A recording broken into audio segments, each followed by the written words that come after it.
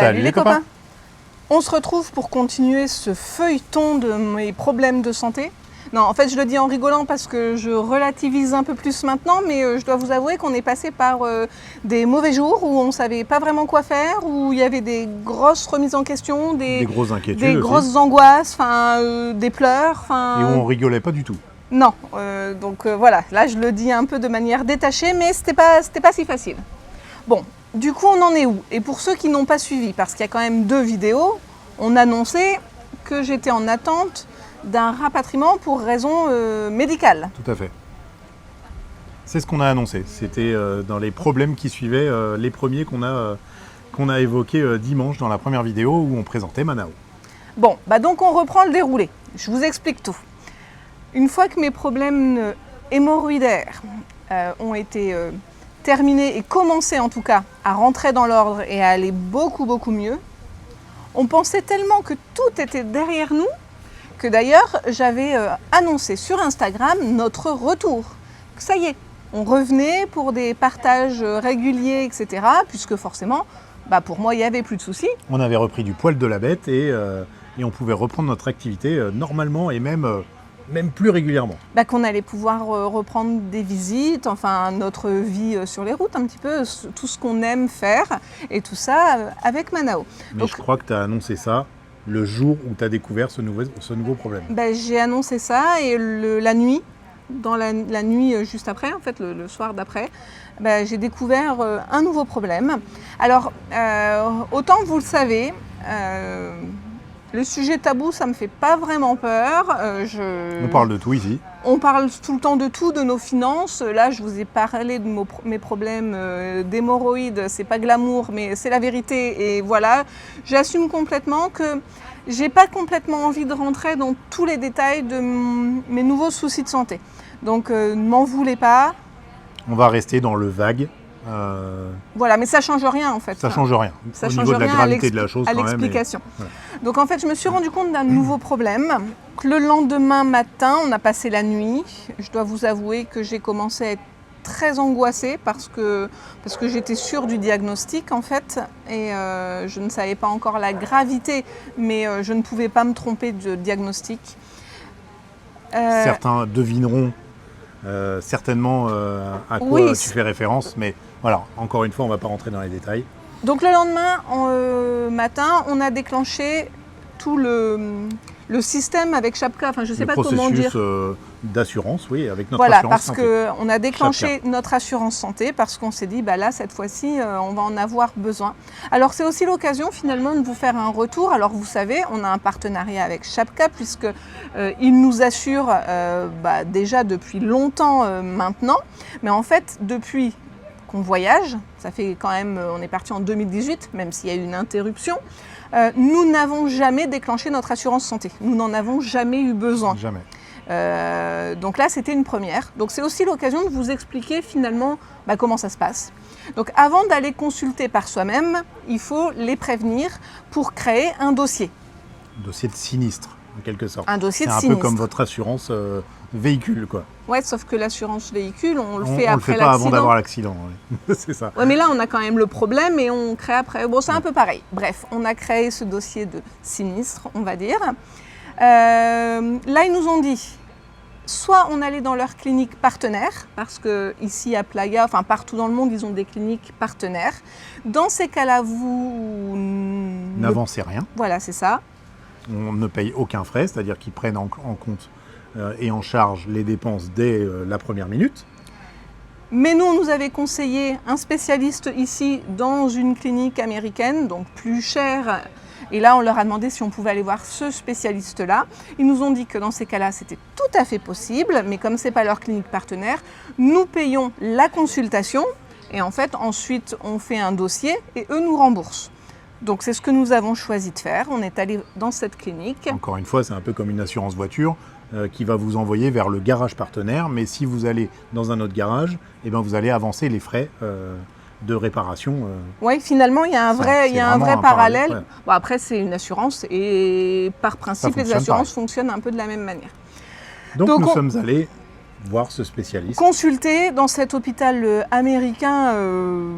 Très, très propre, hein, vraiment. Ah clean. oui. Et c'était vraiment très, très standing, on va dire, comme clinique. Oui, vraiment. Donc là, on a pu être reçu par un spécialiste assez rapidement. Il a confirmé mes craintes et il nous a même annoncé que c'était pire que ce que je pensais. Et il nous a tout de suite dit qu'il fallait que je me fasse opérer. Donc une grosse opération qui me faisait tout de suite très peur, avec une grosse convalescence quand même. Donc ça nous a mis un coup parce qu'on ne savait pas trop comment on allait s'organiser. On avait pris certaines décisions en étant posé ici pour la suite du voyage. On voulait redonner un élan à notre chaîne, on voulait aller faire des trucs de dingue et tout ça. Et puis là, un peu l'herbe coupée. Voilà, ça nous coupait l'herbe sous le pied, exactement. Exactement, c'était ça. Mais quand on vous parle après de votre santé, de toute façon, il y a des moments, il faut prendre... il y a des priorités. Il y a des priorités. Donc là, il nous dit bien, opération. Ok, donc on est ressorti de là. On a fait le compte-rendu à Chapka, à l'assurance. Où il faut du coup envoyer le compte-rendu du médecin. Voilà, il y a des papiers, tout ça, mais tout ça, c'est détaillé. Voilà. Donc notre dossier est passé chez le médecin conseil qui a validé le diagnostic du médecin d'ici à Playa. Et la nécessité d'opérer. Donc ils ont tout de suite donné leur accord pour que je me fasse opérer ici. Mais rapidement, je ne me voyais pas me faire opérer ici pour différentes raisons. C'est que moi, je suis celle qui parle le moins bien espagnol et anglais de la famille. Hein. Je suis mauvaise en langue, c'est sûr. Donc ça me faisait peur. Tu es bonne en tellement d'autres choses. C'est ça. C'est pas grave. Du coup, ça me faisait très peur de me faire opérer, qu'il puisse y avoir des complications, que je ne comprenne pas très bien les médecins. Parce que là, au final, pour tous ceux qui ont déjà été opérés, par exemple, même quand vous êtes devant un médecin français, parfois il va employer des termes techniques, des termes médicaux. Vous êtes obligé de lui demander des explications. Parce que vous-même, vous ne comprenez pas tout. Alors là, on parle en langue étrangère. Ce serait d'abord une traduction, puis des explications en langue étrangère. C'est ça. Donc moi, vraiment, ça me faisait très peur. Et un autre élément à prendre en compte, c'est que la convalescence, c'est longue. Il y a au moins minimum 2 mois de convalescence. Et en fait, déjà, fin novembre, il faut qu'on ressorte du Mexique. Donc ça veut dire qu'il faut reprendre la route avant parce que nos délais de visa seront terminés. Mais il y a aussi que cette maison que nous avons louée tout l'été, nous devons la rendre ce samedi, 16 septembre, qu'elle n'est pas libre pour pouvoir continuer une location. Hein. Elle est occupée jusqu'au mois de mai. Là. Et puis en fait, nous n'avons pas les moyens de continuer de louer quelque chose dans le secteur. Vous le savez, encore, on est transparent là-dessus, ça fait quand même pas mal de temps qu'on vous dit qu'on est au bout de nos économies. Là, avant qu'on se pose, pour la première fois, les 2 mois avant de se poser, nous étions parfaitement à l'équilibre entre nos revenus générés avec Nesta Autour du Monde et nos dépenses mensuelles. Donc on avait prévu de ne pas s'arrêter très longtemps pour garder cette dynamique, sauf que il s'est passé ce qui s'est passé. Il y a eu beaucoup de frais engagés, j'ai subi une opération supplémentaire après la naissance et on s'est arrêté beaucoup trop longtemps. Et du coup, quand on s'arrête, c'est simple, hein, sur les réseaux sociaux, s'il y a du contenu, vous touchez de l'argent, si on ne travaille pas, si on ne travaille pas, on ne gagne pas d'argent, c'est logique. Donc voilà.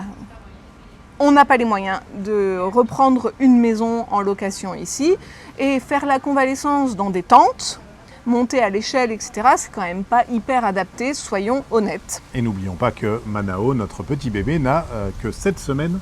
Là aujourd'hui. Aujourd'hui, donc voilà, il y a tout ça qui était à prendre en compte et on s'était dit vraiment la solution de se faire opérer ici au Mexique nous semblait pas viable. Et que ce serait beaucoup plus pratique et logique et raisonnable de faire un retour en France pour ceci. Et pour aussi éventuellement pouvoir avoir de l'aide extérieure parce qu'avec ma convalescence, pendant le premier mois par exemple, j'aurais vraiment pas pu je pourrais vraiment pas le porter Manao, ça veut dire qu'il faut toujours qu'il y ait quelqu'un avec moi pour m'assister, pour me le donner, pour que je lui donne le sein. Enfin voilà, tout le temps quelqu'un doit rester avec moi. Donc on se disait que c'était quand même plus facile si les enfants avaient la possibilité d'utiliser le transport en commun en France et qu'on ait éventuellement une aide de notre famille, parce que dans ces cas-là, ça peut être appréciable. Donc, suite à cette réflexion, on a demandé À l'assurance. d'organiser un rapatriement. On leur a Plutôt demandé qu'une opération sur place. est-ce que c'est possible d'organiser le rapatriement plutôt que l'opération. Nous, on a fait un calcul, on s'est dit si je me fais opérer dans la clinique américaine, je pense que ça coûte beaucoup plus cher l'opération que le rapatriement. Donc ça nous semblait pas illogique comme décision à prendre pour eux. Voilà, si on compare les frais engendrés de chaque côté de la balance, quoi. Donc c'est ce que nous avons demandé. Un rapatriement. Donc le dossier est repassé au médecin conseil. Alors vous pouvez trouver que c'est peut-être un petit peu long, mais en fait ce qui se passe c'est que c'est pas une urgence vitale. Donc il n'y a aucune décision qui a été prise dans l'empressement. On avait le temps à chaque fois que ça passe au médecin conseil qui nous renvoie les réponses le lendemain en fait sans problème. Et bien sûr vous avez tous été au courant avec les informations ces derniers temps du séisme au Maroc qui est survenu la semaine dernière.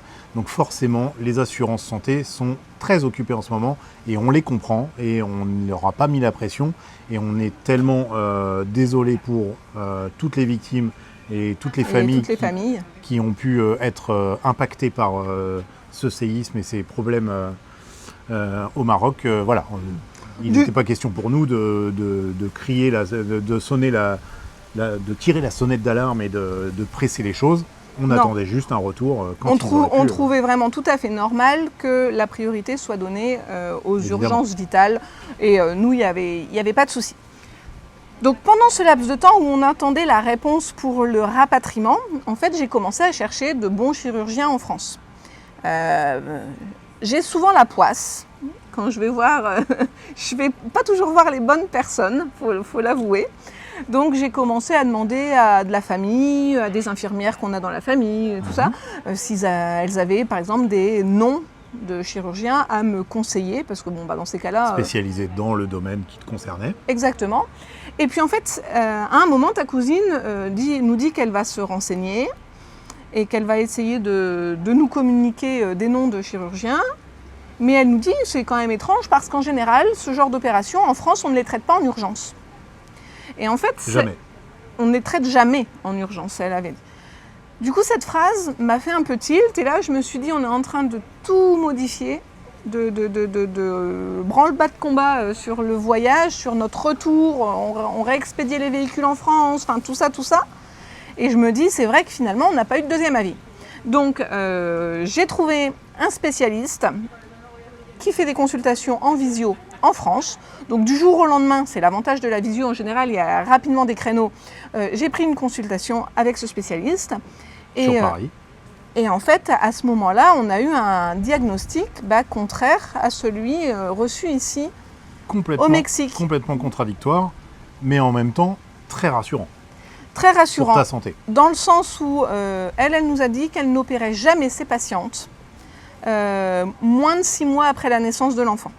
Qu'elle laissait toujours au minimum 6 mois pour voir l'évolution naturelle en fait, après la naissance. Et puis qu'on pouvait déjà commencer certains soins avant d'envisager cette opération très lourde.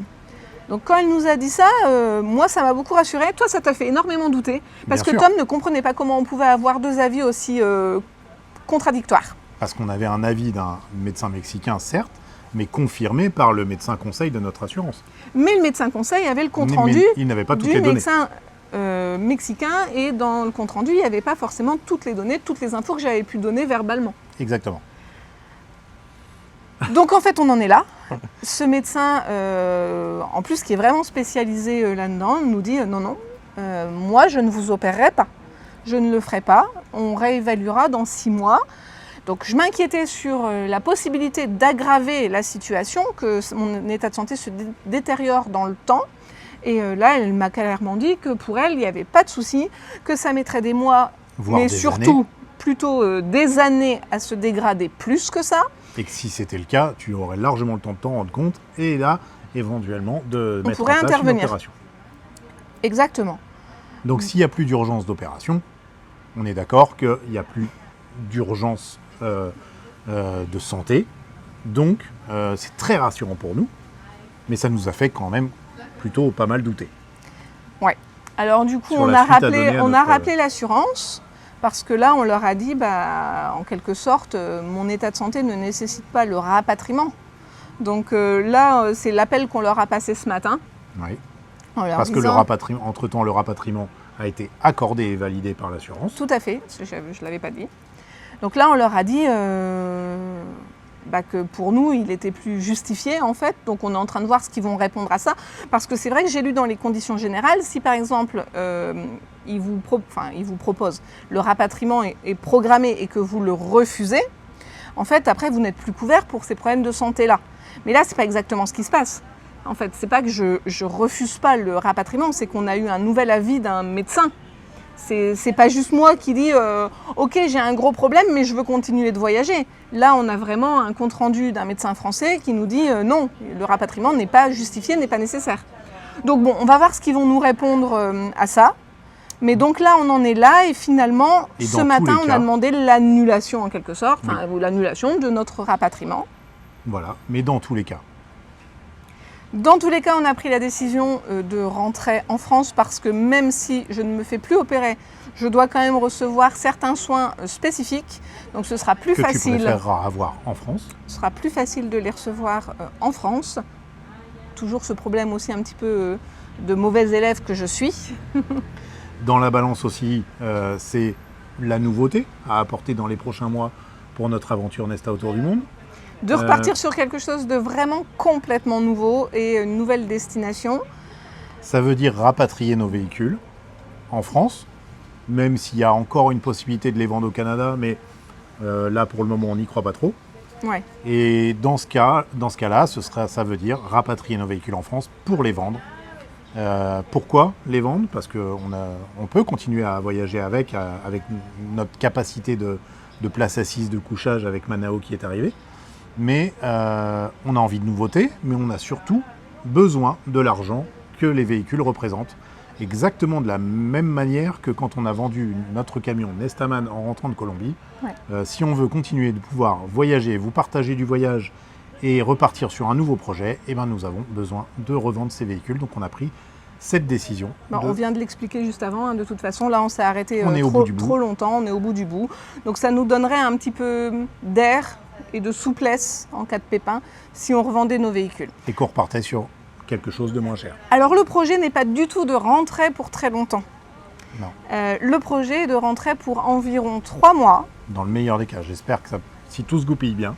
Si tout se goupille bien, si on arrive à vendre assez rapidement notre ensemble, alors si vous nous écoutez, que notre ensemble vous intéresse, n'hésitez pas à nous écrire à nestaautourdumonde@gmail.com. Tout à fait. On vous répondra. Et si vous voulez revoir la présentation complète de notre ensemble, on l'avait tournée ici dans le Yucatan il n'y a pas très longtemps. On vous la met juste là. On vous la met juste là, sur le petit i. Donc on vend le véhicule, on va racheter quelque chose pour repartir sur une destination qui normalement va envoyer du lourd, où on va vraiment en profiter parce que finalement après tous ces petits soucis, on a vraiment l'envie, le besoin aussi je pense, de renouveau, de changer d'air, de changer de paysage. Donc de territoire.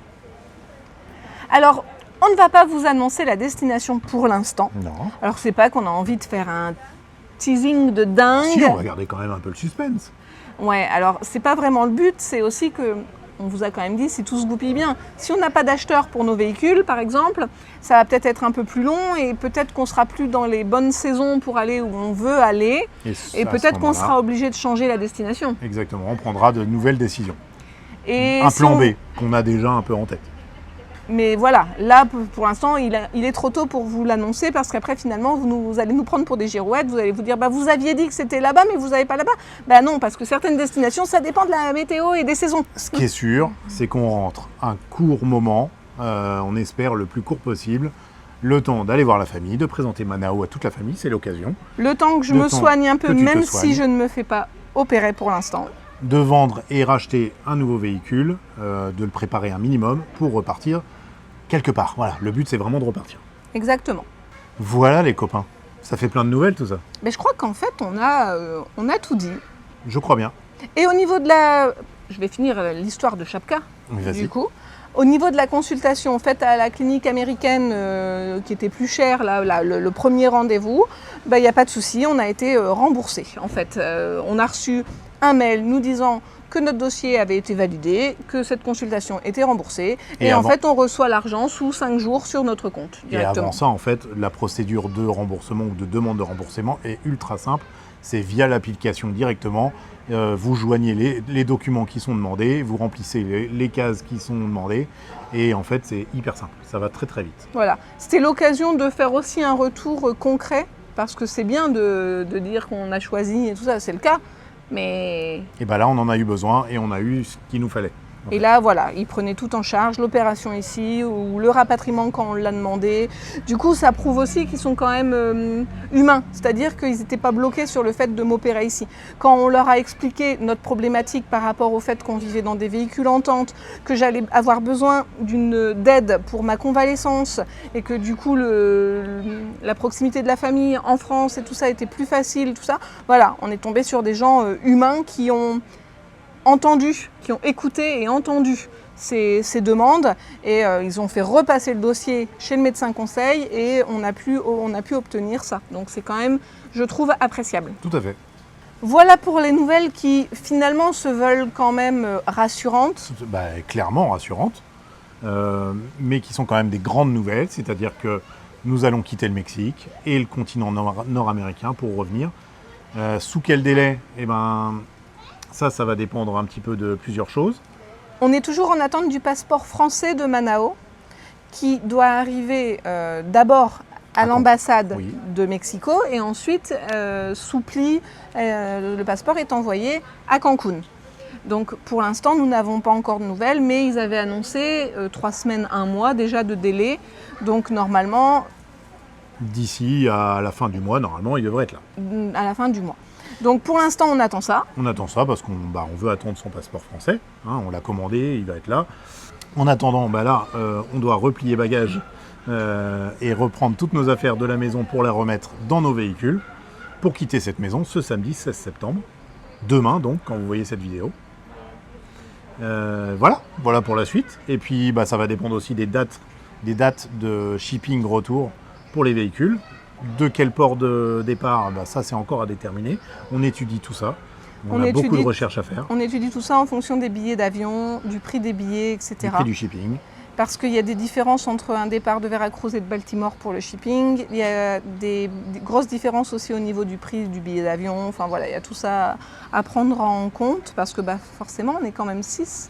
Donc même des différences plutôt minimes, ça se ressent beaucoup sur le retour. Moi, je dois vous avouer que c'est un peu dur quand même. Alors, moins dur maintenant, parce que je sais que là, on rentre pour 3 mois, pour que je me fasse soigner et tout ça, mais on va pouvoir repartir vite. Au début, ça a été extrêmement difficile pour moi d'accuser le coup d'être à l'origine de l'arrêt du voyage. Surtout que Saona grandit. On est aussi conscient qu'il y a un moment, elle voudra se poser pour ses études, et que ce moment se rapproche de plus en plus. Donc oui, c'était vraiment dur pour moi d'être à l'origine de l'arrêt. Là maintenant, c'est un peu moins dur. Même s'il n'était que momentané aussi. Ouais, plus long quand même que là. Là, on s'arrête que 3 mois. Donc ok, je relativise, ça va quand même.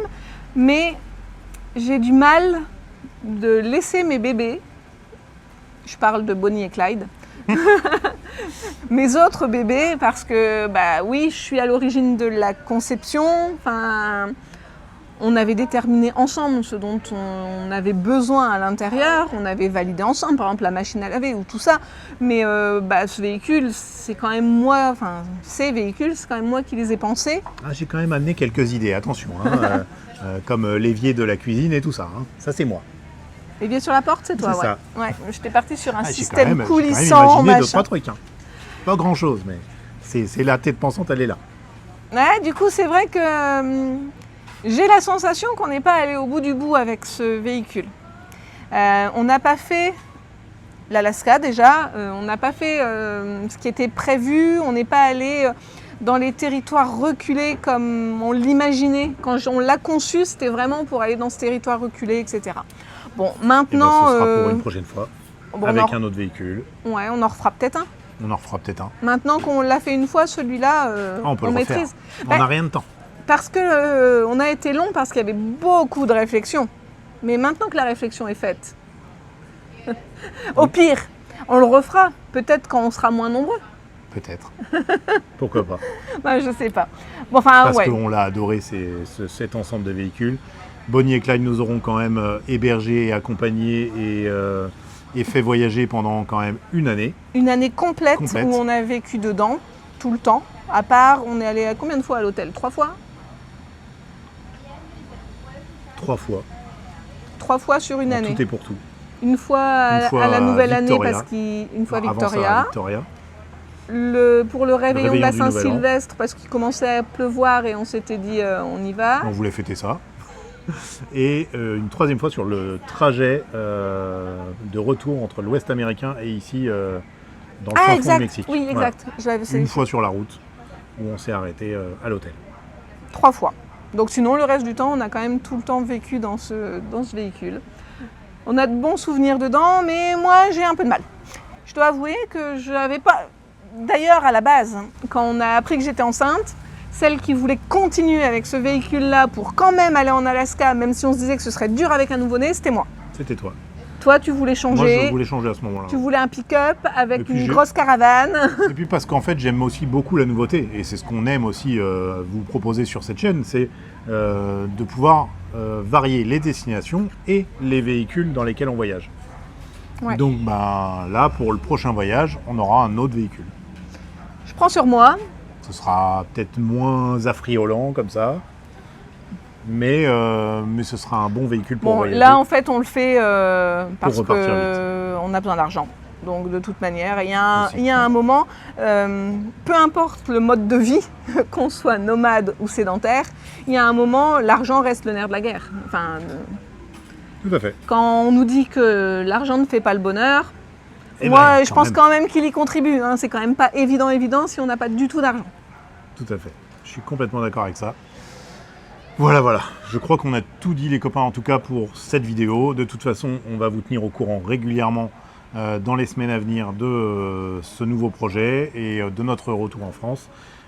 Comme vous avez pu le constater, aujourd'hui, on est vendredi. Et la dernière vidéo datait de mardi et celle d'avant datait de dimanche. Et on va tâcher de garder ce rythme de 3 vidéos par semaine. Dimanche, mardi, vendredi. Dimanche, mardi, vendredi, toujours le matin.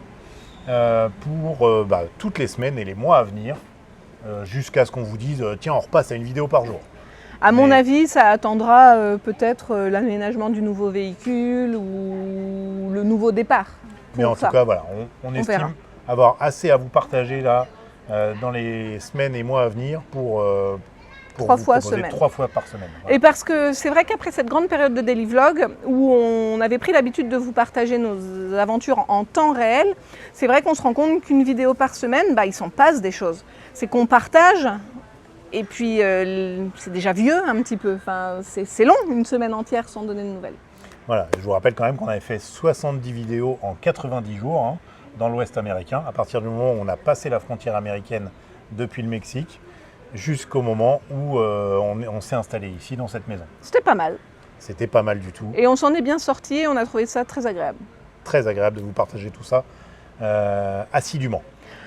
Voilà pour les nouvelles. J'espère que ça vous rassure un petit peu parce que c'est vrai qu'au départ, quand on vous l'a annoncé dans la vidéo de dimanche, qu'on était en attente d'un rapatriement, on était un peu abattus quand même. On n'avait pas encore eu le médecin français, tout ça, donc on n'avait pas ce deuxième avis. Nous, on était vraiment encore là, partis sur l'opération urgente en France, etc. Donc là, c'est plutôt rassurant et on espère que ça va rester comme ça. Tout le monde cross the fingers, s'il vous plaît. Voilà les copains, on vous dit à dimanche pour une nouvelle vidéo pour notre départ de la maison. Voilà. Et l'anniversaire de Nathéo, puisque c'est aujourd'hui, le jour où vous voyez cette vidéo, c'est l'anniversaire de Nathéo, le 15 septembre. Donc normalement, on ne bricole pas et on ne fait pas l'aménagement du véhicule, tout ça. Donc il faut qu'on fasse tout ça. Il faut qu'on fasse tout ça aujourd'hui. Voilà. Alors là, on coupe la vidéo et puis on se met à travailler. On y va. Allez, salut les copains. Bye bye. Bye bye.